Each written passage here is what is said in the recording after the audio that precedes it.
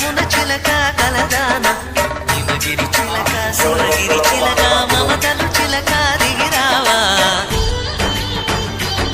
గోదావరి నది స్నానానికి వచ్చిన కూడా ఇంకా కొట్టే ప్రయత్నం చేయకండి. నదిలో దిగేటప్పుడు నెమ్మదిగా దిగండి. ఆకులతోటి మెట్లు కాస్తున్నాయి. అలాగే నది లోపల శిల్ప స్తంభం